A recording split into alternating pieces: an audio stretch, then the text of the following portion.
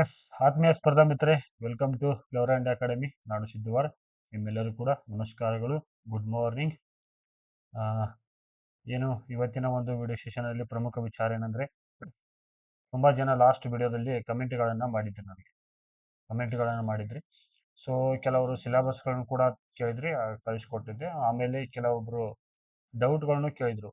So ಕಡ್ಡಾಯ ಕನ್ನಡದಲ್ಲಿ ಏನಿರುತ್ತೆ, ಕಡ್ಡಾಯ ಇಂಗ್ಲಿಷಲ್ಲಿ ಏನಿರುತ್ತೆ, ಮತ್ತೆ ವಿಶೇಷವಾಗಿ ಈ GK ಗೆ ಸಂಬಂಧಿಸಿದಂತೆ ಸಿಲೆಬಸ್ ಕಾಪಿ ಕಳಿಸ್ಕೊಡ್ರಿ ಅಂತಂದ್ರು. ಬಟ್ ಸಿಲೆಬಸ್ ಕಾಪಿ ಏನಾಗಿದೆ ಅಂದ್ರೆ, ಅದು C&R ರೂಲ್ ಅಲ್ಲಿ ಏನಂದ್ರೆ ಅದರಲ್ಲಿ ಮಾತ್ರ ಡೈರೆಕ್ಟ್ ಆಗಿ ಕೊಟ್ಟಿದ್ರು ಅವರು. ಸೊ ಅದನ್ನ ಇಂಡಿವಿಜುವಲ್ ಆಗಿ ಕಳ್ಸಕ್ ಆಗಲಿಲ್ಲ. ಹಾಗಾಗಿ ಈ GK ಗೆ ಸಂಬಂಧಿಸಿದಿರ್ತಕ್ಕಂಥ ಸಿಲೆಬಸ್ ಏನಿದೆ ಮತ್ತು ನಾವೇನು ಓದ್ಕೋಬೇಕು, ಮತ್ತೆ ಯಾವ ಬುಕ್ಸ್ ಗಳನ್ನ ಓದ್ಕೊಂಡ್ರೆ ನಮ್ಮ ಸಿಲೆಬಸ್ ಕವರ್ ಆಗುತ್ತಾ, ಮತ್ತೆ ನಾವು ಎಷ್ಟು ದಿನಗಳಲ್ಲಿ ಇದನ್ನ ಕವರ್ ಮಾಡಬೇಕು ಅನ್ನೋದನ್ನ ಕೂಡ ಇಲ್ಲಿ ವಿಚಾರ ಮಾಡ್ತಾ ಒಂದು ಡಿಸ್ಕಷನ್ ಮಾಡ್ತಾ ಹೋಗೋಣ. ಅದ್ರ ಜೊತೆ ಏನಂತ ಆಪ್ಷನಲ್ ಸಬ್ಜೆಕ್ಟ್ಗಳಿಗೆ ಸಂಬಂಧಿಸಿದಂತೆ ಕೆಲವು ವಿಚಾರಗಳನ್ನು ಕೂಡ ಇಲ್ಲಿ ನಾನು ನಿಮ್ಮ ಜೊತೆ ಶೇರ್ ಮಾಡ್ತಾ ಹೋಗ್ತೀನಿ. ಯಾಕಂದ್ರೆ ನೀವು ನೋಡ್ಬೋದು, ನಿನ್ನೆ ಕೂಡ HSTR ಸಂಬಂಧಪಟ್ಟಂತೆ C&R ರೂಲ್ ಕೂಡ ಬಂದಿರತಕ್ಕಂಥ ವಿಚಾರ ನೋಡ್ತಿದ್ರಿ. ಇನ್ನೇನು ಅತಿ ಶೀಘ್ರದಲ್ಲಿ ಒಂದು 15-20 ದಿನದಲ್ಲಿ ನೋಟಿಫಿಕೇಶನ್ ಆಗ್ತಾನೆ ವಿಚಾರ ಕೂಡ ನೀವು ನೋಡ್ತಾ ಇದ್ದೀರ HSTR ಸಂಬಂಧಪಟ್ಟಂತೆ.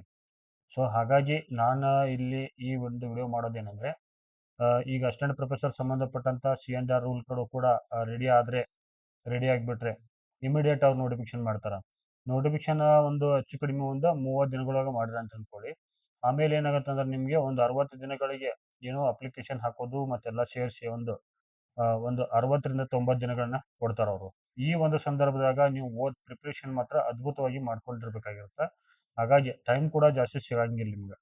ಸೊ ಅಡ್ವಾನ್ಸ್ ಆಗಿ ನಾನು ನಿಮಗೆ ಒಂದು ಮುನ್ಸೂಚನೆ ಕೊಡ್ತಾ ಇರೋ ಒಂದು ವಿಚಾರ ನೋಡೋದಾದ್ರೆ, ಹಾಗಾಗಿ ಈ ಒಂದು GK ನಿಮ್ಗೆ ಇರ್ತಕ್ಕಂಥ ಒಂದು ಸಿಲೆಬಸ್ ಏನೈತಿ, ಮತ್ತೆ ಆಸ್ ಪರ್ ಸಿಲೆಬಸ್ ನಾವು ಏನು ಓದ್ಕೋಬೇಕು ಅನ್ನೋದು ಕೂಡ ಇಲ್ಲಿ ಕಂಪ್ಲೀಟ್ ಆಗಿರ್ತಕ್ಕಂಥ ಮಾಹಿತಿನ ನಾನು ನಿಮ್ಗೆ ಇಲ್ಲಿ ಕೊಡೋಕೆ ಇಷ್ಟಪಡ್ತೀನಿ. ಬನ್ನಿ ನೋಡೋಣ ಏನಿದೆ ಅಂತ. ಫಸ್ಟ್ ನಮ್ದು ಎಕ್ಸಾಮ್ ಪ್ಯಾಟರ್ನ್ ಅಲ್ಲಿ ಟೋಟಲ್ 4 ಪೇಪರ್ಗಳನ್ನು ನಾವು ಕಾಣ್ತೀವಿ. ಆ 4 ಪೇಪರ್ಗಳಲ್ಲಿ ಎಲ್ಲಿ ಏನೇನು ಇರುತ್ತೆ ಅನ್ನೋದನ್ನ ನೋಡೋಣ. ಈಗ ರಿಟರ್ನ್ ಎಕ್ಸಾಮಿನೇಷನ್ ನೋಡ್ತೀವಿ. ಇದರಲ್ಲಿ ರಿಟರ್ನ್ ಎಕ್ಸಾಮಿನೇಷನ್ ಅಲ್ಲಿ ನೋಡೋದಾದ್ರೆ ನಾವು ಕಂಪಲ್ಸರಿ ಪೇಪರ್ಗಳು ಬರ್ತವೆ ಎರಡು. ಏನದು ಪೇಪರ್ 1 ಯಾವ್ದು ನೋಡ್ತೀವಿ ನಾವು, ಕನ್ನಡ ನೋಡ್ತೀವಿ. ಇದು 100 ಮಾರ್ಕ್ಸ್ ಇರ್ತಕ್ಕಂಥ ಒಂದು ವಿಚಾರ ನೋಡ್ತೀವಿ. ಆಮೇಲೆ ಪೇಪರ್ 2 ಇದು ಕೂಡ ಇಂಗ್ಲಿಷ್, ಇದು ಕೂಡ ಕಂಪಲ್ಸರಿ. ಇದನ್ನ ನೀವು ಈ ಡಿಸ್ಕ್ರಿಪ್ಟಿವ್ ಅಲ್ಲಿ ಬರಿಬೇಕಾಗತ್ತೆ. ಹಾಗಾಗಿ ಇದ್ರ ಬಗ್ಗೆ ಸ್ವಲ್ಪ ಪ್ರಾಕ್ಟೀಸ್ ಬೇಕಾಗತ್ತೆ ನಿಮ್ಗೆ. ಯಾಕಂದ್ರೆ ಈಗ ನೋಡಿ, ಕನ್ನಡ ಮಾಧ್ಯಮ ವಿದ್ಯಾರ್ಥಿಗಳಿಗೆ ಈ ಕನ್ನಡ ಏನು ಸಮಸ್ಯೆ ಅನ್ಸಲ್ಲ. ಇದು ಕನ್ನಡ ಮಾಧ್ಯಮ ವಿದ್ಯಾರ್ಥಿಗಳಿಗೆ ಮತ್ತು ಆಲ್ರೆಡಿ ಇರ್ತಕ್ಕಂಥ ಒಂದು ಲೆಕ್ಚರ್ ಆಗಿ ವರ್ಕ್ ಮಾಡ್ತಿರ್ತೀವಿ, ಕನ್ನಡ ಮಾಧ್ಯಮ ಇದ್ದವ್ರಿಗೆ ಏನು ಸಮಸ್ಯೆ ಅನ್ಸಲ್ಲ. ಬಟ್ ಇದು ಏನಾಗುತ್ತೆ ಅಂದ್ರೆ, ಈ ಉರ್ದು, ಈ ಮರಾಠಿ, ಆಮೇಲೆ ಇಂಗ್ಲಿಷ್ ಮೀಡಿಯಂ ಇರ್ತಾರಲ್ಲ, ಅಥವಾ ಈ ಸೌತ್ ಇಂಡಿಯನ್ ಲ್ಯಾಂಗ್ವೇಜ್ ಅಲ್ಲಿ ಬೇರೆ ಯಾವುದೋ ಭಾಷೆ, ಅಥವಾ ಬೇರೆ ಏನದು ನಾರ್ತ್ ಇಂಡಿಯನ್ಸ್ ಹಿಂದಿ, ಈ ಒಂದು ವಿದ್ಯಾರ್ಥಿಗಳಿಗೆ ಏನಾಗುತ್ತೆ ಅಂದ್ರೆ ಅವ್ರಿಗೆ ಕಷ್ಟ ಆಗುತ್ತೆ ಇದು ಕನ್ನಡ. ಹಾಗಾಗಿ ಕಡ್ಡಾಯ ಕನ್ನಡದಲ್ಲಿ ಇರ್ತಕ್ಕಂಥ ವಿಚಾರಗಳನ್ನು ಕೂಡ ನಾನು ಮೊನ್ನೆ ಒಂದು ವಿಡಿಯೋದಲ್ಲಿ ಕೂಡ ಹೇಳಿದೆ. ವ್ಯಾಕರಣ ಭಾಗ, ಪತ್ರಲೇಖನ, ಈ ಪ್ರಿಸೈಸ್ ರೈಟಿಂಗ್, ಸಂಕ್ಷೇಪಣೆ ಬರುತ್ತಿಲ್ಲ, ಸಂಕ್ಷೇಪಣೆಯನ್ನು ಕೂಡ ನೋಡ್ತಾ ಇದ್ದೀವಿ. ಅದ್ರ ಜೊತೆ ಇಲ್ಲಿ ಕೂಡ ಏನಂದ್ರೆ, ಇಲ್ಲಿ ಇಂಗ್ಲಿಷ್ ಟು ಕನ್ನಡ ಒಂದು ಭಾಷಾಂತರ ಇರುತ್ತೆ. ಸೊ ಹಾಗಾಗಿ ಅವರಿಗೆ ಏನಂದ್ರೆ ಕಷ್ಟ ಆಗತ್ತ. ಬಟ್ ಏನು ದೊಡ್ಡ ಸಮಸ್ಯೆ ಏನಿಲ್ಲ, ಕನ್ನಡ ಮಾಡೋದ್ರಿಂದ ವಿದ್ಯಾರ್ಥಿಗಳಿಗೆ ಏನು ದೊಡ್ಡ ಸಮಸ್ಯೆ ಅನ್ಸಲ್ಲ ಇಲ್ಲಿ. ಹಾಗಾಗಿ ಇದ್ರದ್ದೇನು ದೊಡ್ಡ ವಿಚಾರ ಮಾಡೋದು ಬರಂಗಿಲ್ಲ ಕನ್ನಡ ಮಾಧ್ಯಮದವ್ರಿಗೆ. ಆದ್ರೆ ಕನ್ನಡ ಮಾಧ್ಯಮದವರಿಗೆ ಸ್ವಲ್ಪ ಕಷ್ಟ ಆಗೋದು ಪೇಪರ್ 2 ಯಾವುದು ಇಂಗ್ಲಿಷ್. ಇಲ್ಲಿ ಏನಾಗುತ್ತೆ ಅಂದ್ರೆ, ಕೆಲವೊಬ್ಬರಿಗೆ ಟೆನ್ಸ್ ಕೂಡ ಗೊತ್ತಿರಂಗಿಲ್ಲ. ಸೊ ಲಾಸ್ಟ್ ಟೈಮ್ ಒಬ್ರು ಕನ್ನಡ ಆಪ್ಷನಲ್ ಸಬ್ಜೆಕ್ಟ್ ಇದ್ದವರು, ಅವರು ಕರ್ನಾಟಕಕ್ಕೆ ಫಸ್ಟ್ ಬರಬೇಕಾಗಿತ್ತು ಅವ್ರ ಸಬ್ಜೆಕ್ಟ್ ಅಲ್ಲಿ. ಬಟ್ ಇಂಗ್ಲಿಷ್ ಫೇಲ್ ಆದ್ರೆ ಅವರು.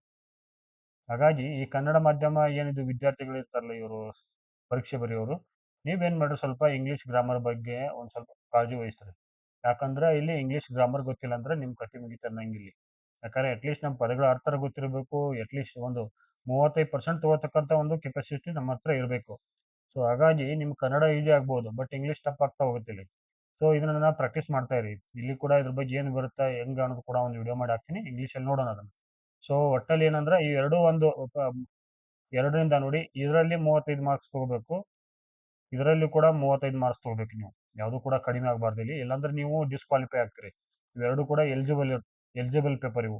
ಇನ್ ಕೇಸ್ ನೀವು 35% ತಗೊಳ್ಳಿಲ್ಲ ಅಂದ್ರೆ ನೀವು ಡಿಸ್ಕ್ವಾಲಿಫೈ ಆಗ್ತೀರಿ ಇಲ್ಲಿ. ಇನ್ನು ನೆಕ್ಸ್ಟ್ ನೋಡೋಣ ಪಾರ್ಟ್ ಬಿ ಅಲ್ಲಿ ನೋಡೋಣ. ಪಾರ್ಟ್ ಬಿ ಅಲ್ಲಿ ಕೂಡ ಕಂಪಲ್ಸರಿ ಪೇಪರ್ಗಳು ಇರ್ತಾವ. ಇಲ್ಲಿ ಪೇಪರ್ 3 ಅಲ್ಲಿ ಏನ್ ನೋಡ್ತೀವಿ ನಾವು, GK ಪೇಪರ್ ಅನ್ನು ನೋಡ್ತೀವಿ, ಜನರಲ್ ನಾಲೆಜ್. ಇದೆಷ್ಟಂದ್ರೆ 50 ಮಾರ್ಕ್ಸ್ ಇರ್ತಿದ್ದು. ಇದು ಏನಂದ್ರೆ ಅಬ್ಜೆಕ್ಟಿವ್ ಮಲ್ಟಿಪಲ್ ಚಾಯ್ಸ್. ಏನು ಅಬ್ಜೆಕ್ಟಿವ್ ಮಲ್ಟಿಪಲ್ ಚಾಯ್ಸ್ ಅಂದ್ರೆ ಏನಂದ್ರೆ, ಈಗ 4 ಆಯ್ಕೆಗಳನ್ನ ಕೊಟ್ಟಿರ್ತಾರೆ. ಈಗ 4ರಲ್ಲಿ ಒಂದು 2 3 4 ಇನ್ನೊಂದು ಆಯ್ಕೆ ಕೊಡ್ತಿರ್ತಾರೆ ಇಲ್ಲಿ, ನನಗೆ ಗೊತ್ತಿಲ್ಲ ಅಂತೇಳಿ. ಗೊತ್ತಿಲ್ಲ ಈಗ ಗೊತ್ತಿಲ್ಲ ಅಂತೇಳಿ ಹೊಸ ಆಯ್ಕೆಯನ್ನು ಸೇರ್ಪಡೆ ಮಾಡಿದ್ದಾರೆ. ಇದನ್ನ ಟೋಟಲ್ ಆಗಿ ನಿಮ್ಗೆ 5 ಆಯ್ಕೆಗಳು ಇರ್ತಾವೆ.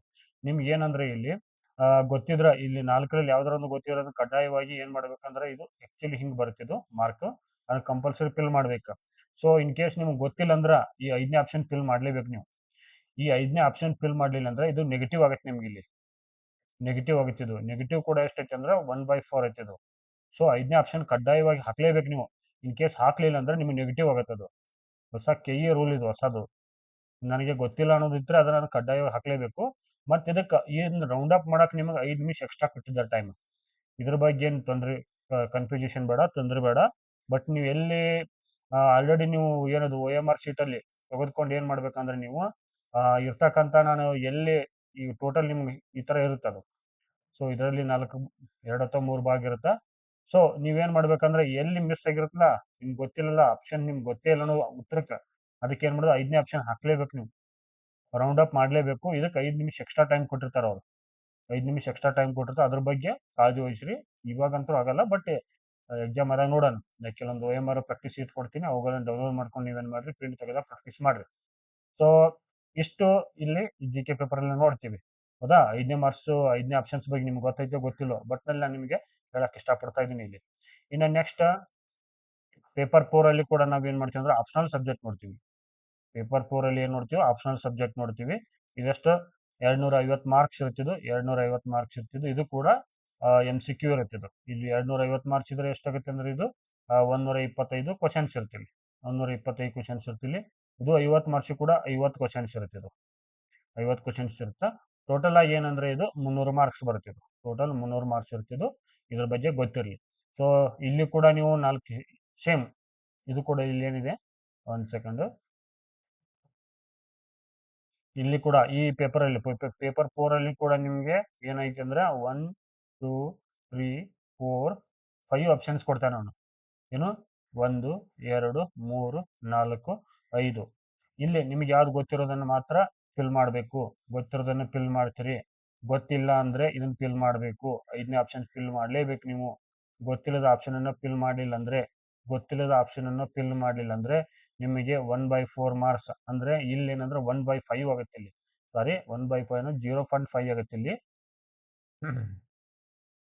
0.5 ಮಾರ್ಕ್ಸ್ ಹೋಗುತ್ತೆ ನಿಮ್ಗೆ. ಇದು ಅವಾಗ ಏನ್ ಮಾಡಕ್ಕಾಗಲ್ಲ, ನೀವು ಕಡ್ಡಾಯವಾಗಿ ಬರಲೇಬೇಕು. 0.5 ಆಗುತ್ತೆ. ಯಾಕಂದ್ರೆ ಇಲ್ಲಿ 2 ಮಾರ್ಕ್ಸ್ ಇರುತ್ತೆ. ಇಲ್ಲಿ 2 ಮಾರ್ಕ್ಸ್ ಇರ್ತಾ. ಇದ್ರ ಬಗ್ಗೆ ಸ್ವಲ್ಪ ನಿಮ್ಗೆ ಗೊತ್ತಿರಲಿ ಅಡ್ವಾನ್ಸ್ ಆಗಿ. ಹೌದಾ, ಎಷ್ಟು ಇನ್ನು 4 ಪೇಪರ್ಗಳಾಯ್ತು. ನೆಕ್ಸ್ಟ್ ಏನಂದ್ರೆ, ನಾವೀಗ first language Kannada and first language English respectively at SSLC level. ನೋಡಿ, ಈಗ ಏನಿದೆ ಇದು, ಇವೆರಡು ಪಾರ್ಟ್, ಇವೆರಡು ಪೇಪರ್ ಏನಂದ್ರೆ ಜಸ್ಟ್ SSLC ಲೆವೆಲ್ ಇರುತ್ತೆ ಇವೆರಡು ಪೇಪರ್ಗಳು. ಹಾಗಾಗಿ ಅದ್ರ ಬಗ್ಗೆ ಮುಂದುವರೆದ ಬಗ್ಗೆ ನೋಡೋಣ. SSLC ಲೆವೆಲ್ ಲ್ಯಾಂಗ್ವೇಜ್ ಕನ್ನಡ ಮತ್ತು English. The standard of paper 4 shall B post graduate level. ನೋಡಿ, ಇದನ್ನ ಪೇಪರ್ 4 ಅಂದ್ರೆ ಯಾವ್ದಂದ್ರೆ, ಇದು ನಮ್ಮ ಆಪ್ಷನಲ್ ಪೇಪರ್. ಇದು ಪೇಪರ್ 4 ಯಾವ್ದಂದ್ರೆ ನಮ್ಮ ಆಪ್ಷನಲ್ ಪೇಪರ್. ಇದು ಈ ಆಪ್ಷನಲ್ ಪೇಪರ್ ಯಾವ ತರ ಇರುತ್ತೆ ಅಂದ್ರೆ, ಇದು ಪೋಸ್ಟ್ ಗ್ರಾಜುಯೇಟ್ ನಮ್ದು PG ಲೆವೆಲ್ ಇರುತ್ತೆ. ಇದು MA ನಿಮ್ಗೇನು ಹೇಳೋದೇನು ಅವಶ್ಯಕತೆ ಬೀಳಲ್ಲ. MCOM, MSc ರಿಮೈನಿಂಗ್ ಯಾವುದೇ ಒಂದು ಮಾಸ್ಟರ್ ಡಿಗ್ರಿ ಮುಗಿದಿರ್ತಲ್ಲ, ಆ ಮಾಸ್ಟರ್ ಡಿಗ್ರಿ ಲೆವೆಲ್ ಇರ್ತಿದ್ದು. ಹಾಗಾಗಿ ಇದ್ರ ಬಗ್ಗೆ ಹೆಚ್ಚಿನ ಒಂದು ಗಮನ ಹರಿಸಿ.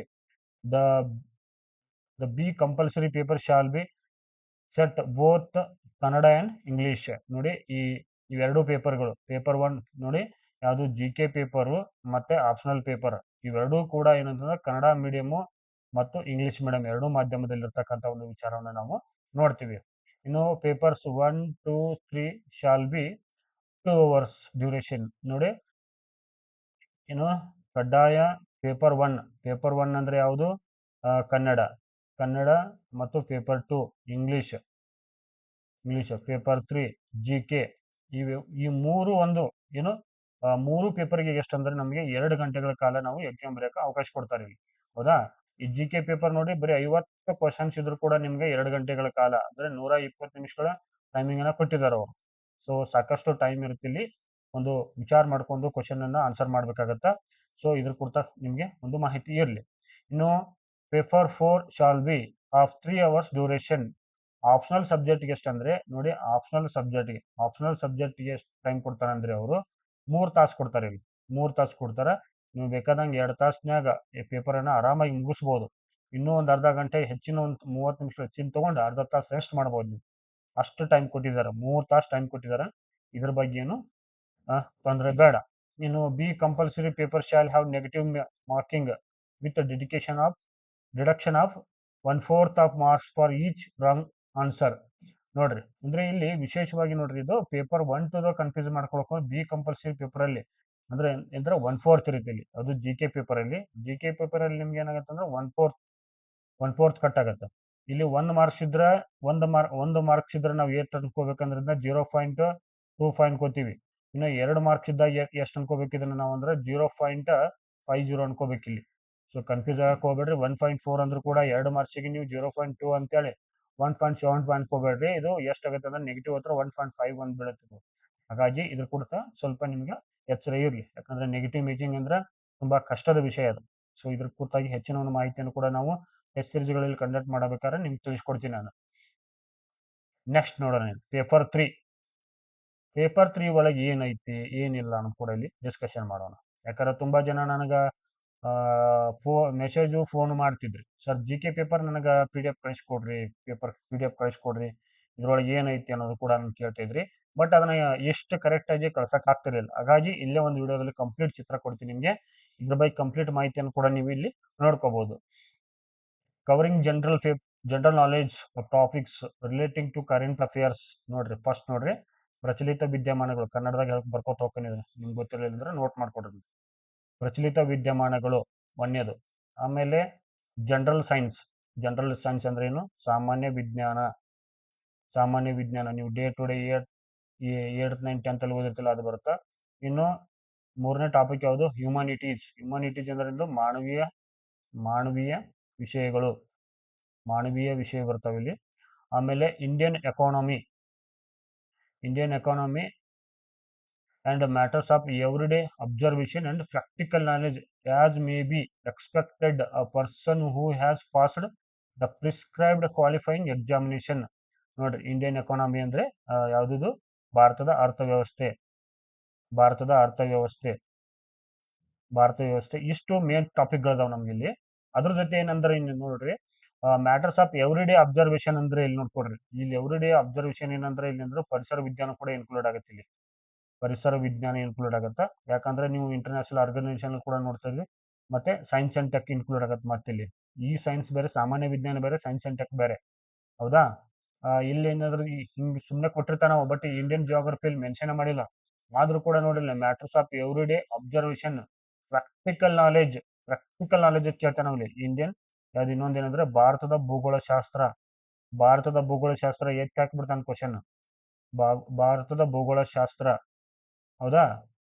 ಆಮೇಲೆ ಇಲ್ಲೇನ್ ಕೇಳ್ತಾನಂದ್ರ ಭಾರತದ ಭೂಗೋಳಶಾಸ್ತ್ರ ಆದ್ಮೇಲೆ ಇನ್ನ ಹ್ಯುಮ್ಯಾನಿಟೀಸ್ ಒಳಗೆ ಕವರ್ ಹಾಕಿರ್ತೈತಿ ಅದು. ಇದ್ರೊಳಗೆ ಕೂಡ ಕವರ್ ಆಗತ್ತೆ ಇಲ್ಲಿ ಇದು, ಹೌದಾ? ಹ್ಯುಮ್ಯಾನಿಟೀಸ್ ಒಳಗೆ ಮತ್ತೇನ್ ಕೇಳ್ತಾನಂದ್ರೆ ಸಮಾಜಶಾಸ್ತ್ರ ಕೂಡ ಇನ್ಕ್ಲೂಡ್ ಮಾಡಿರ್ತಾನೆ ಇವನು. ಇಲ್ಲಿ ನೋಡ್ರಿ, ಇಲ್ಲಿ ಕನ್ಫ್ಯೂಸ್ ಮಾಡ್ಕೊಳಕ್ ಹೋಗ್ಬೇಡ. ಮಾನವಿಕ ವಿಷಯಗಳಂದ್ರೆ ಇದ್ರ ಜೊತೆ ಏನಂದ್ರೆ ಭಾರತದ ಸಂವಿಧಾನ ಕೂಡ ಇನ್ಕ್ಲೂಡ್ ಆಗಿರ್ತೈತಿ ಇಲ್ಲಿ. ಸಮಾಜಶಾಸ್ತ್ರ ಇನ್ಕ್ಲೂಡ್ ಆಗಿರ್ತೈತಿ ಇಲ್ಲಿ, ಕನ್ಫ್ಯೂಸ್ ಮಾಡ್ಕೊಳಕ್ ಹೋಗ್ಬೇಡ್ರಿ. ಆಮೇಲೆ ಇನ್ನಿತರ ವಿಷಯಗಳು ಕೂಡ ಇಲ್ಲಿ ಇನ್ಕ್ಲೂಡ್ ಆಗಿರುತ್ತೆ. ಹ್ಯುಮ್ಯಾನಿಟಿ ಸಬ್ಜೆಕ್ಟ್ ಎಲ್ಲ ಬರ್ತಾವಲ್ಲ, ಇದರಲ್ಲೇ ನೋಡಿ ಮತ್ತೆ ಇತಿಹಾಸ ಇನ್ಕ್ಲೂಡ್ ಆಗುತ್ತೆ ಇಲ್ಲಿ. ಭಾರತದ ಇತಿಹಾಸ ಕೂಡ ಇನ್ಕ್ಲೂಡ್ ಆಗುತ್ತೆ ಇಲ್ಲಿ. ಸೊ ಈ ಹ್ಯುಮ್ಯಾನಿಟಿ ಸಬ್ಜೆಕ್ಟ್ ಅಂದ್ರೆ ಇಷ್ಟ ತಿಳ್ಕೊಂಡ್ಬಿಡ್ರಿ. ಇದು ಹ್ಯುಮ್ಯಾನಿಟಿ ಸಬ್ಜೆಕ್ಟ್ ಅಂದ್ರೆ ಕಂಪ್ಲೀಟ್ ಆರ್ಟ್ ಸಬ್ಜೆಕ್ಟ್ ಇವೆಲ್ಲ. ಕಂಪ್ಲೀಟ್ ನಮ್ದೇನು ಆರ್ಟ್ಸ್ ಇದೆಯಲ್ಲ, ಆರ್ಟ್ ಸಬ್ಜೆಕ್ಟ್ ಇದು. ಕಲಾ ವಿಭಾಗದ ವಿಷಯಗಳು, ಕಂಪ್ಲೀಟ್ ಕಲಾ ವಿಭಾಗದ ವಿಷಯಗಳು. ಇಲ್ಲಿ ಏನ್ ಮಾಡ್ರಿ ಅಂದ್ರೆ ನೀವು P U C first year ಮತ್ತು ಸೆಕೆಂಡ್ ಇಯರ್ ಬುಕ್ ಕಂಪಲ್ಸರಿ ಓದ್ಕೋಬೇಕು ನೀವು. ಇವೆರಡಕ್ಕೂ ಈ ಹ್ಯುಮ್ಯಾನಿಟಿ ಸಬ್ಜೆಕ್ಟ್ ಏನೈತಲ್ಲ, P U C first year ಮತ್ತು ಸೆಕೆಂಡ್ ಇಯರ್ ಸಬ್ಜೆಕ್ಟ್ ಏನಿದೆ ಆರ್ಟ್ ಸಬ್ಜೆಕ್ಟ್ ಇದೆಲ್ಲ, ವಿಶೇಷವಾಗಿ ಅವುಗಳನ್ನೆಲ್ಲವೂ ಕೂಡ ನೀವು ಓದ್ಕೋಬೇಕು. ಅಲ್ಲಿ ಏನ್ ಬರುತ್ತಾ, ಹಿಸ್ಟ್ರಿ ಬರುತ್ತಾ, ಸೋಷಿಯಾಲಜಿ ಬರುತ್ತಾ, ಎಕನಾಮಿಕ್ಸ್ ಬರುತ್ತಾ, ಜಿಯೋಗ್ರಫಿ ಬರುತ್ತಾ, ಇಂಡಿಯನ್ ಪೊಲಿಟಿಕಲ್ ಸೈನ್ಸ್ ಬರುತ್ತಲ್ಲ ಅದು ಬರುತ್ತೆ ಇಲ್ಲಿ. ಸೊ ಈ ಹ್ಯುಮ್ಯಾನಿಟಿ ಸಬ್ಜೆಕ್ಟ್ಗಳನ್ನ ಎಲ್ಲವೂ ಕೂಡ ನೀವು ಇಲ್ಲಿ ಓದ್ಕೋಬೇಕು. ಇಂಡಿಯನ್ ಎಕಾನಮಿ ಕೂಡ ಸಪ್ರೇಟ್ ಆಗಿ ಕೊಟ್ಟಿದ್ದಾರೆ ಅವರು. ಇಂಡಿಯನ್ ಎಕಾನಮಿಯಲ್ಲಿ ಸಪ್ರೇಟ್ ಆಗಿ ಯಾಕೆ ಕೊಟ್ಟಿದ್ದಾರೆ ಅಂದ್ರೆ ಇಲ್ಲಿ ವಿಶೇಷ ಏನಾಗುತ್ತೆ ಅಂದ್ರೆ ಭಾರತದ GDP ಕೇಳ್ತಿರ್ತಾರೆ, ನ್ಯಾಷನಲ್ ಇನ್ಕಮ್ಗಳನ್ನ ಕೇಳ್ತಿರ್ತಾರೆ, ಫರ್ ಕ್ಯಾಪಿಟಲ್ ಇನ್ಕಮ್ ಕೇಳ್ತಾರೆ, ಇಂಡಿಯನ್ ಪಾಪ್ಯುಲೇಷನ್ ಕೇಳ್ತಾರೆ, ಪಾಪ್ಯುಲೇಷನ್ ಸೆನ್ಸಸ್ ಬರ್ತಲ್ಲ ಅದನ್ನ ಕೇಳ್ತಿರ್ತಾರೆ. ಮತ್ತೆ ಇನ್ನಿತರ ಒಂದು ಯಾವ ಕೈಗಾರಿಕೆಗಳಾಗಿರ್ಬೋದು, ಕೃಷಿ ಆಗಿರ್ಬೋದು, ಬೇರೆ ಬೇರೆ ವಿಚಾರಗಳನ್ನು ಕೂಡ ಇಲ್ಲಿ ಕೇಳ್ತಾರೆ. ಇದರಲ್ಲಿನ RBI ಇನ್ಕ್ಲೂಡ್ ಮಾಡ್ತಾರೆ, ಕಮರ್ಷಿಯಲ್ ಬ್ಯಾಂಕ್ಗಳನ್ನ ಇನ್ಕ್ಲೂಡ್ ಮಾಡ್ತಾರೆ. ಬೇರೆ ಬೇರೆ ಎಲ್ಲಾ ವಿಷಯಗಳನ್ನು ಕೂಡ ನಾವು ಭಾರತದ ಅರ್ಥವ್ಯವಸ್ಥೆಯಲ್ಲಿ ಕೂಡ ನಾವು ಕಾಣ್ತೀವಿ. ಇಲ್ಲಿ ನೋಡ್ರಿ, ಇನ್ನು ನೋಡ್ರಿ, ಮ್ಯಾಟರ್ಸ್ ಆಫ್ ಎವ್ರಿಡೇ ಅಬ್ಸರ್ವೇಷನ್ ಅಂದಾಗ ಪರಿಸರ ವಿಜ್ಞಾನಕ್ಕೆ ಸಂಬಂಧಿಸಿದ ಪ್ರಶ್ನೆಗಳನ್ನ ಕೇಳ್ತಿರ್ತಾರೆ. ಇಲ್ಲಿ ಏನ್ ಕೇಳ್ತಾರೆ ಅಂದ್ರೆ ಭಾರತದ ರಾಮಸಾರ್ ತಾಣಗಳೆಷ್ಟು, ಕರ್ನಾಟಕದ ರಾಮಸಾರ್ ತಾಣಗಳೆಷ್ಟು, ಈ ಕರ್ನಾಟಕದ ರಾಮಸಾರ್ ತಾಣಗಳನ್ನು ಯಾವ ತರ ಯಾವ ಜಿಲ್ಲೆಯಲ್ಲಿ ಅವನು ಕೇಳ್ತಾರೆ. ಸೊ ಮತ್ತೆ ಇಂಟರ್ನ್ಯಾಷನಲ್ ಈ ಶಿವಪಿ ಅಂತ ಬರ್ತಿದ್ದು, ಮತ್ತೆ ಇಂಟರ್ನ್ಯಾಷನಲ್ ಆರ್ಗನೈಸೇಷನ್ ಏನು ಪರಿಸರ ಸಂಬಂಧಪಟ್ಟ ಕ್ಯೂಟೋ ಪ್ರೋಟೋಕಾಲ್ ಆಗಿರ್ಬೋದು, ಜೋಹಾನ್ಸ್ಬರ್ಗ್ ಇದಾಗಿರ್ಬೋದು, ಪೀಟರ್ಸ್ಬರ್ಗ್ ಆಗಿರ್ಬೋದು, ಮತ್ತೆ ಹುಲಿ ಗಣಿತಿಗಳನ್ನಾಗಿರ್ಬೋದು, ಹುಲಿ ಗಣಿತಿಗಳನ್ನ ಕೇಳಿರ್ಬೋದು, ಆನೆಗಳ ಗಣಿತಿಗಳನ್ನ ಕೇಳಿರ್ಬೋದು. ಸೊ ಇಲ್ಲೇನಂದ್ರೆ ಒಂಥರ ಕರೆಂಟ್ ಅಫೇರ್ಸ್ ಬೇಸ್ಡ್ ಕ್ವಶನ್ಸ್ ಇರುತ್ತೆ. ಬಟ್ ಏನಂದ್ರೆ ಎವ್ರಿಡೇ ಅಬ್ಸರ್ವೇಷನ್ ಅಂದ್ರೆ ಇಲ್ಲಿ ಪರಿಸರ ವಿಜ್ಞಾನಕ್ಕೆ ಸಂಬಂಧಿಸಿ ಹೆಚ್ಚಿನ ಪ್ರಶ್ನೆಗಳನ್ನ ನಾವು ಇಲ್ಲಿ ಕೇಳ್ತೀವಿ. ಇನ್ನು ಹ್ಯುಮ್ಯಾನಿಟೀಸ್ ಒಳಗೂ ಕೂಡ ಭಾರತದ ಒಂದು ಭೂಗೋಳಶಾಸ್ತ್ರವನ್ನು ನೋಡ್ತೀವಿ. ಇನ್ನ ಇನ್ನೂ ಮಿಕ್ಕಿದ್ರೆ ಇಲ್ಲಿ ಏನಾಗುತ್ತೆ ಅಂದ್ರೆ PRI ನೋಡ್ತೀವಿ. ಇಲ್ಲಿ ಪಂಚಾಯತ್ ರಾಜ್ ನೋಡಿಸ್ತೀವಿ. ಇನ್ನು ಭೂ ಸುಧಾರಣೆಗಳು ಕೂಡ ನಾವು ಇಲ್ಲಿ ಕಾಣ್ತೀವಿ. ಇನ್ನು ಭೂ ಸುಧಾರಣೆ ಕೇಳ್ತಾರೆ. ಕೇಳಿದವ್ರು ಯಾವ ಲೆವೆಲ್ಗೆ ಹೋಗ್ತಾನೆ ಹೇಳಕ್ ಬರಂಗಿಲ್ಲ. ಆಮೇಲೆ ಸಹಕಾರ ಚಳವಳಿ ಕೂಡ ನಾವು ಇಲ್ಲಿ ಕೇಳೋ ಸಾಧ್ಯತೆ ಇದೆ. ಸಹಕಾರ ಚಳವಳಿ ಕೇಳೋ ಸಾಧ್ಯತೆ ಐತಿ. ಸೊ ಈ ಕುರಿತಾಗಿ ನೀವು ಗಮನ ಹರಿಸಬೇಕಾಗ್ತದೆ. ಪ್ರಾಕ್ಟಿಕಲ್ ಯಾವ್ದು ನೋಡ್ರಿ, ಒಬ್ಬ ವ್ಯಕ್ತಿಗೆ ಆ ಗ್ರಹಿಸುವ ವ್ಯಕ್ತಿ ಇರ್ತಕ್ಕಂಥ ಒಂದು ಎಲ್ಲಾ ವಿಷಯಗಳನ್ನ ಅವರು ತಿಳ್ಕೊಂಡಿರ್ಬೇಕು. ಮೇನ್ ಕೋರ್ ಸಬ್ಜೆಕ್ಟಿವ್, ಈ ಕೋರ್ ಸಬ್ಜೆಕ್ಟ್ ಕೂಡ ನೀವು ಏನ್ ಮಾಡ್ರಿ, ಇದ್ರ ಜೊತೆ ಇನ್ನೊಂದು ನಾನು ಬಿಟ್ಟಿದ್ನಿ ಇಲ್ಲಿ ಏನಪ್ಪಾ ಅಂದ್ರ ಅವ್ರು ಆಡ್ ಮಾಡ್ತಾರ ನೋಡ್ರಿ. ಇಲ್ಲಿ ಒಂದ್ ಸ್ವಲ್ಪ ಕ್ಲಿಯರ್ ಮಾಡ್ತೀನಿ ಇದನ್ನ. ಇನ್ನೊಂದು ಏನ್ ಬಿಟ್ಟಿದ್ನಿ ಅಂದ್ರೆ ಇಲ್ಲಿ ಕಡ್ಡಾಯವಾಗಿ ಅವರು ಮೆಂಟಲ್ ಎಬಿಲಿಟಿ ಸೇರಿಸ್ತಾರೆ. ಇಲ್ಲಿ ಮೆಂಟಲ್ ಎಬಿಲಿಟಿ ಕೂಡ ಇರ್ತೈತಿ. ಇಲ್ಲಿ ಇದು ಕೂಡ ನಿಮ್ಗೆ ಮೆಂಟಲ್ ಎಬಿಲಿಟಿ ಕೂಡ ಕೇಳ್ತಿರ್ತಾರೆ. ಇದು ಕೂಡ ನಿಮ್ಗೆ ಗಮನದಲ್ಲಿ ಇರ್ಲಿ. ಯಾಕಂದ್ರೆ ಅಷ್ಟು ಈಜಿ ಇರಂಗಿಲ್ಲ, ಯಾವುದು ಕೂಡ ಮಿಸ್ ಮಾಡೋಂಗಿಲ್ಲ. ಒಟ್ನಲ್ಲಿ ಏನಂದ್ರೆ ನಿಮ್ಗೆ ಕಂಪ್ಲೀಟ್ ಆಗಿರ್ತಕ್ಕಂಥ ಮಾಹಿತಿಯನ್ನ ನಾನು ಕೊಟ್ಟಿದ್ನಿ. ಮತ್ತೆ ಇನ್ನೊಂದು ಏನಂದ್ರೆ ಇದು GK ಪೇಪರ್ ಸಂಬಂಧಿಸಿದಂತೆ ನನ್ನ ಹತ್ರ ವರ್ಲ್ಡ್ ಕ್ವಶನ್ ಪೇಪರ್ ಐತಿ. ಏನು GK ಪೇಪರು ಎಷ್ಟೋ ಜನ ಕೇಳ್ತಾ ಇದ್ರಿ. ಇಲ್ಲಿ ಟೆಲಿಗ್ರಾಮ್ ಅಲ್ಲಿ ಏನ್ ಮಾಡಕ್ ಆಗ್ತಿಲ್ಲ, ಟೆಲಿಗ್ರಾಮು ಬಂದ್ ಆಗೈತಿ ಈಗ. ನಮ್ಮ ಚಾನಲ್ ಬ್ಯಾನ್ ಆಗೈತಿ ಇದು ಜೂನ್ 23 ನಮ್ಮ ಟೆಲಿಗ್ರಾಮ್ ಚಾನಲ್ ಅಥವಾ ಯಾವುದೇ ಚಾನಲ್ ಕೂಡ ಸರ್ವಿಸ್ ಕೊಡಕ್ಕಾಗಲ್ಲ. ಬಟ್ ನಿಮ್ಗೇನೋ ಪರ್ಸನಲ್ ಆಗಿ ಬೇಕಾದ್ರೆ ಈ GK ಪೇಪರ್ ನನ್ನ ಹತ್ರ ಐತಿ, ನೀವು ವಾಟ್ಸಪ್ ಮಾಡಿ ಇದು ಕಳಿಸ್ಕೊಡ್ತೀನಿ. ಮತ್ತೆ ಒಂದು ಕ್ಲೆವರಾ ಇಂಡಿಯಾ ಅಕಾಡೆಮಿ ಚಾನಲ್ ಐತಿ, ನಮ್ದು ಚಾನಲ್ ಐತಿ. ಅದಕ್ಕೆ ಶೇರ್ ಕೊಡ್ರಿ. ವಾಟ್ಸಪ್ ಚಾನಲ್ ಐತಿ, ಗ್ರೂಪ್ ಲಿಂಕ್ ಅಲ್ಲಿ ಹಾಕಿರ್ತೀನಿ. ವಾಟ್ಸಪ್ ಚಾನಲ್ ಐತಿ, ಅಲ್ಲಿ ಶೇರ್ ಕೊಡ್ರಿ. ಮತ್ತೆ ನಿಮ್ಗೆಲ್ಲ ಕೂಡ ಇದೇ ಪೇಪರ್ಗಳನ್ನ ಅಲ್ಲಿ ಹಾಕ್ತೀನಿ, ನಿಮ್ಗೆ ಅಪ್ಡೇಟ್ ಸಿಗ್ತಾವ. ನೀವು ಅದನ್ನ ಯೂಸ್ ಮಾಡ್ಕೋಬಹುದು. ಹೌದಾ? ಏನು GK ಪೇಪರ್ಗೆ ಇಷ್ಟು ಸಂಬಂಧಿತವಾಗಿರ್ತಕ್ಕಂಥ ಮಾಹಿತಿ ನಿಮ್ಗೆ ಇಲ್ಲಿ ಸಿಗ್ತೇವೆ. ಸೊ ನೆಕ್ಸ್ಟ್ ನೋಡೋಣ, ನಾವು ಆಪ್ಷನಲ್ ಸಬ್ಜೆಕ್ಟ್ ಬಗ್ಗೆ ಸಂಬಂಧ ನೋಡೋಣ. ಇನ್ನು ಬಹಳ ಬಹಳ ಇಂಪಾರ್ಟೆಂಟ್ ಮಾಹಿತಿ ಐತಿ. ಈ ವಿಡಿಯೋ ಕಂಪ್ಲೀಟ್ ಆಗಿರ್ತಕ್ಕಂಥ ನೋಡಿದ್ರೆ ನಿಮ್ಗೆ ಹೆಲ್ಪ್ಫುಲ್ ಆಗುತ್ತೆ ಅಂತ ನಾನು ಭಾವಿಸ್ತೀನಿ. ಪೇಪರ್ 4 ನೋಡ್ರಿ, ಇಲ್ಲಿ ಆಪ್ಷನಲ್ ಸಬ್ಜೆಕ್ಟ್ ಐತಿ. The syllabus of this paper shall be prescribe by the subject expert committee. But ನೋಡ್ರಿ, ಈ ವರ್ಡ್ ನೆನಪಿಟ್ಕೊಂಡ್ಬಿಡ್ರೆ ನೀವು. ಈ ವರ್ಡ್ ನೆನಪಿಟ್ಕೊಂಡು, the subject expert committee constituted by the Department of Collegiate Education in a such manner so as to measure the knowledge of the candidate in the concerned subject. ಈ expert committee ಏನೋ ಐತಿ ನೋಡಿ, ಇದು SEC ಐತಲ್ಲ, ಇದು ಬಹಳ danger committee. ಇವ್ರು ಏನ್ ಮಾಡ್ತಾರಂದ್ರ ತುಂಬಾ ಆಳವಾಗಿರ್ತಕ್ಕಂಥ ಪ್ರಶ್ನೆಗಳನ್ನ ಕೇಳ್ತಾರೆ. ನಮ್ಮ ಒಂದು ಸಬ್ಜೆಕ್ಟ್ಗಳಲ್ಲಿ ಹಿಸ್ಟ್ರಿಗೆ ಸಂಬಂಧಪಟ್ಟಾಗ ನಾವು ಎಷ್ಟೇ ಪೇಪರ್ ಲಾಗ ಹಾಕಿದ್ರು ಕೂಡ, ನಾವು ಕೀ ಆನ್ಸರ್ ರಾಂಗ್ ಇದ್ರು ಕೂಡ ಅಬ್ಸರ್ವೇಷನ್ ಹಾಕಿ ಕರೆಕ್ಷನ್ಗೋಸ್ಕರ ನಾವು ಅಥೆಂಟಿಕ್ ಸೋರ್ಸ್ ಕಳಿಸಿದ್ರು ಕೂಡ ಈ ಪುಣ್ಯಾತ್ಮರು ಏನ್ ಮಾಡಿದ್ರು ಅಂದ್ರೆ ನಮ್ಗ ವ್ಯಾಲಿಡ್ ತಗೊಳಿಲ್ಲ. ಸೊ ಹಾಗಾಗಿ ನೀವೇನ್ ಮಾಡ್ಬೇಕಂದ್ರ ಯಾವುದೇ ಸಬ್ಜೆಕ್ಟ್ ಇರಲಿ, ನಮ್ದು ಬರೀ ಹಿಸ್ಟ್ರಿ ಸಬ್ಜೆಕ್ಟ್ ಅಂತ ನಾನು ಹೇಳ್ತಾ ಇಲ್ಲಿ, ಯಾವುದೇ ಸಬ್ಜೆಕ್ಟ್ ಮುಂದೆ ಬರ್ಲಿ, ಇದ್ದದ್ದು ಹೇಳ್ತೀನಿ ನಾನು. ನೀವು ಅಥೆಂಟಿಕ್ ಸೋರ್ಸ್ಗಳನ್ನ ಓದ್ಕೋಬೇಕು. ಆಪ್ಷನಲ್ ಸಬ್ಜೆಕ್ಟ್ ಸಂಬಂಧಪಟ್ಟಂಗ ಅಥೆಂಟಿಕ್ ಸೋರ್ಸ್ಗಳನ್ನ ಓದ್ಕೋಬೇಕು. ನೀವು ಹಿಸ್ಟೋರಿಯನ್ ಬುಕ್ಸ್ಗಳನ್ನ ಓದ್ಕೋಬೇಕು. ಹಿಸ್ಟ್ರಿ ಅಂದ್ರೆ ಈಗ ಫಿಸಿಕ್ಸ್ ಅಲ್ಲಿ ಅತಿ ಹೆಚ್ಚಿನ ಸಾಧನೆ ಮಾಡಿ ಎಕ್ಸ್ಪರ್ಟ್ ಇರ್ತಕ್ಕಂಥ ಒಂದು ಬುಕ್ ಬರೆದಿರ್ತಕ್ಕಂಥ ಆಥರ್ಗಳನ್ನ ಬುಕ್ ಓದ್ಕೋಬೇಕು. ಇಲ್ಲಾಂದ್ರೆ ಅವ್ರು ಏನ್ ಮಾಡ್ತಾರೆ, ನೀವು ಕೀ ಆನ್ಸರ್ ಅಬ್ಸರ್ವೇಷನ್ ಇದಕ್ಕೆ ಹಾಕಿದಾಗ ರಿವೈಸ್ ಕೀಗೋಸ್ಕರ ನೀವು ಏನೇ ಡಾಕ್ಯುಮೆಂಟ್ ಕೊಟ್ಟರು ಕೂಡ ಅದನ್ನ ಅವರು ವ್ಯಾಲಿಡ್ ಮಾಡಲ್ಲ. ಎಕ್ಸ್ಪರ್ಟ್ ಕಮಿಟಿ ಫೈನಲ್ ಅಂತ ಹೇಳ್ಕೊತ ಕೊಡ್ತಾರ. ಅವಾಗ ಏನಾಗುತ್ತೆ ಅಂದ್ರೆ ನೀವು ಎಷ್ಟೇ ನಿಮ್ಮ ಮಾರ್ಕ್ಸ್ ಕರೆಕ್ಟ್ ಇದ್ರು ಕೂಡ ಏನದು ಸರಿಯಾದ ಇರ್ತಕ್ಕಂಥ ಒಂದು ಆಧಾರ ಇಲ್ಲದೆ ನಿಮ್ಮ ಒಂದು ಏನದು ಅಂಕಗಳು ಕಡಿತ ಆಗೋ ಸಾಧ್ಯತೆ ಇರ್ತಾವ. ಸೊ ಇಲ್ಲಿ ಏನ್ ಮಾಡ್ಬೇಕಾದ್ರು ಆಪ್ಷನಲ್ ಸಬ್ಜೆಕ್ಟ್ ಸಂಬಂಧಪಟ್ಟಂಗ ನೀವು ಅಥೆಂಟಿಕ್ ಪುಸ್ತಕಗಳನ್ನ ಮತ್ತು ಆಥರ್ ಬುಕ್ಸ್ಗಳನ್ನ ಓದ್ಕೋಬೇಕು. ಇದು ಕೂಡ ನಿಮ್ ಗಮನದಲ್ಲಿರಲಿ. ಇದನ್ನ ಈ ಸಬ್ಜೆಕ್ಟ್ ಎಕ್ಸ್ಪರ್ಟ್ ಕಮಿಟಿ ನನ್ಕಿಂತ ಹೆಚ್ಚು ನಿಮ್ಗೆ ಆಲ್ಮೋಸ್ಟ್ 2021 ನೋಟಿಫಿಕೇಶನ್ ಒಳಗೆ ಬರ್ದಿರ್ತಕ್ಕಂಥ ನಮ್ಮ ಮಿತ್ರರಿಗೆಲ್ಲರಿಗೂ ಗೊತ್ತಿರುತ್ತೆ. ಅವರು ಅನುಭವಿಸಿರ್ತಾರೆ. ಎಷ್ಟೇ ನಾವು ಕರೆಕ್ಟ್ ಆಗಿರ್ತಕ್ಕಂಥ ಸೋರ್ಸ್ ಕೊಟ್ಟರು ಕೂಡ ಅವರು ವ್ಯಾಲಿಡ್ ಮಾಡಂಗಿಲ್ಲ. ಇದ್ರ ಜೊತೆ ಹೈಕೋರ್ಟ್ಗೆ ಹೋಗೋ ಕೋರ್ಟ್ಗೆ ಹೋಗೋ ನೀವೇನ್ ಮಾಡಿದ್ರು ಸಬ್ಜೆಕ್ಟ್ ಎಕ್ಸ್ಪರ್ಟ್ ಕಮಿಟಿ ಏನ್ ಕೊಟ್ಟಿದೆ ಫೈನಲ್ ಅದ ಫೈನಲ್ ಅಂತ ಕೋರ್ಟ್ ಕೂಡ ಹೇಳುತ್ತಲ್ಲಿ. ಹಾಗಾಗಿ ಇದ್ರ ಬಗ್ಗೆ ಹೆಚ್ಚಿನ ಗಮನ ಹರಿಸ್ಬೇಕು ನೀವು. ಏನಿದು ಬಾರಿ ಒತ್ತಾಯ ಮಾಡಿ ಹೇಳ್ತಾರೆ ಅನ್ಬೋದು. ನಾವು ಅನುಭವಿಸ್ತಿರ್ತಕ್ಕಂಥ ಸಮಸ್ಯೆನ ನೀವು ಅನುಭವಿಸಬಾರ್ದು. ಹಾಗಾಗಿ ಇಲ್ಲಿ ನಾನು ಹೇಳ್ತಾ ಇದ್ದೀನಿ, ಇದನ್ನ ಪಾಸಿಟಿವ್ ಆಗಿ ತಗೋರಿ, ನೆಗೆಟಿವ್ ಆಗಿ ತಗೋರಿ, ಅದು ನಿಮಗೆ ಬಿಟ್ಟದ್ದು. ನಾನೇನು ಜಾಸ್ತಿ ಅದನ್ನ ಎಕ್ಸ್ಪ್ಲನೇಷನ್ ಮಾಡೋಕ್ಕಾಗಲ್ಲ. ಬಟ್ ಆಪ್ಷನಲ್ ಸಬ್ಜೆಕ್ಟ್ ಸಂಬಂಧಪಟ್ಟಂಗೆ ಹೆಚ್ಚಿನ ಗಮನ ಕೂಡ ನೀವು ಹರಿಸಬೇಕು. ಯಾಕಂದ್ರೆ 250 ಮಾರ್ಕ್ಸ್ ಇರ್ತಾವೆ ಇಲ್ಲಿ. ಹಾಗಾಗಿ ಇದ್ರ ಕೂಡ ಒಂದು ಉತ್ತಮವಾದ ತಯಾರಿ ಮಾಡ್ಕೊಡ್ರಿ. ಇವಾಗಿಂದ ನೋಟ್ಸ್ ಮಾಡ್ಕೊಡ್ರಿ. ನೋಟ್ಸ್ ಮಾಡ್ಕೊಂಡು ಏನ್ ಮಾಡ್ರಿ, ರಿವಿಷನ್ ಸಮಯದಲ್ಲಿ ಅದು ಹೆಲ್ಪ್ ಆಗತ್ತೆ.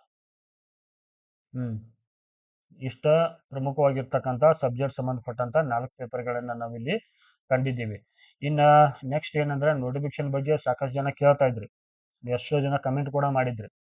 ಆಯ್ತು, ಇನ್ನೆರಡು ದಿನದಲ್ಲಿ ಅದು ಸಂಪೂರ್ಣವಾಗಿರ್ತಕ್ಕಂಥ ಮಾಹಿತಿ ಪಡ್ಕೊಂಡ್ ಬಂದು ನಿಮ್ಗೊಂದು ಮುಂದಿನ ವಿಡಿಯೋದಲ್ಲಿ ಮಸ್ತ್ ಅದನ್ನ ಏನೈತಿಲ್ಲ ಅಥೆಂಟಿಕ್ ಸೋರ್ಸ್ ನಿಮ್ಗೆ ಕೊಡ್ತೀನಿ. ಅದ್ರ ಬಗ್ಗೆ ಬೇಡ. ಮತ್ತ ಪ್ರಿಪ್ರೇಷನ್ ಸ್ಟಾರ್ಟ್ ಮಾಡ್ಕೊಡ್ರಿ. ಪ್ರಿಪ್ರೇಷನ್ ಸ್ಟಾರ್ಟ್ ಮಾಡ್ಕೊಡ್ರಿ. ಒಬ್ಬೊಬ್ರು ಬರ್ತಾರೆ ಇಲ್ಲಿ ಕಮೆಂಟ್ ಮಾಡ್ತಿರ್ತಾರೆ ಇಲ್ಲಿ, ಏನ್ ನಾವು ಮಾಹಿತಿ ಉತ್ತಮವಾಗಿರ್ತಕ್ಕಂಥ ಮಾಹಿತಿ ಕೊಟ್ಟಿರ್ತೀವಿ ನಿಮ್ಗೆ ಹೆಲ್ಪ್ ಆಗಲಿ ಅಂತ. ಬಂದ್ ಅಲ್ಲಿ ಒನ ಟನ ಅಂತೇಳಿ ನಂದಗೋಪಾಲ್ ಅಂತ ಬಂದ ಕಮೆಂಟ್ ಮಾಡ್ತೀರಿ. ಸುಮ್ಮನೆ ಆ ಕಮೆಂಟ್ ಮಾಡಿದಾಗ ಟೈಮ್ ವೇಸ್ಟ್ ಮಾಡಕ್ ಹೋಗ್ಬೇಡ್ರಿ. ಯಾಕೆ ಮಾಡ್ತೀರಿ ಅನ್ವಾಂಟೆಡ್? ಮತ್ತೊಬ್ರಿಗೆ ಕೂಡ ಕಷ್ಟ ಆಗತ್ತೆ. ಅದು ನೆಗೆಟಿವ್ ಕಮೆಂಟ್ ಮಾಡಕ್ ಹೋಗ್ಬೇಡ್ರಿ. ಯಾರಿಗೆ ನೆಗೆಟಿವ್ ಕಮೆಂಟ್ ಮಾಡಿದ್ರೆ ಅದು ನಿಮ್ ನೆಗೆಟಿವ್ ಮನಸ್ಥಿತಿನ ತೋರಿಸ್ತೈತಿ. ನೆಕ್ಸ್ಟ್ ಪಾಪ ಅಲ್ಲಿ ಓದ್ತಿರ್ತಾರ ಅವರು ಸೀರಿಯಸ್ ಆಗಿ, ಅವ್ರಿಗೂ ಕೂಡ ಏನಾಗತ್ತಾರೆ ನೆಗೆಟಿವಿಟಿ ಮೂಡಿಸ್ಬೇಡಕ್ ಹೋಗ್ಬೇಡ್ರಿ.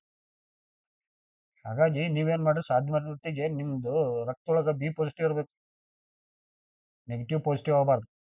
ಹೌದಾ? ಚೆನ್ನಾಗಿ ಪ್ರಿಪ್ರೇಷನ್ ಮಾಡ್ರಿ. ನಿಮ್ಮೆಲ್ಲರೂ ಕೂಡ ಒಳ್ಳೇದಾಗ್ಲಿ. ಮುಂದಿನ ಒಂದು ವಿಡಿಯೋದಲ್ಲಿ ಸಿಗೋಣ. ಈ ಒಂದು ವಿಡಿಯೋ ನೋಡೋದಕ್ಕಾಗಿ ನಿಮ್ಮೆಲ್ಲರೂ ಕೂಡ ಧನ್ಯವಾದಗಳು. ಶುಭ ದಿನ.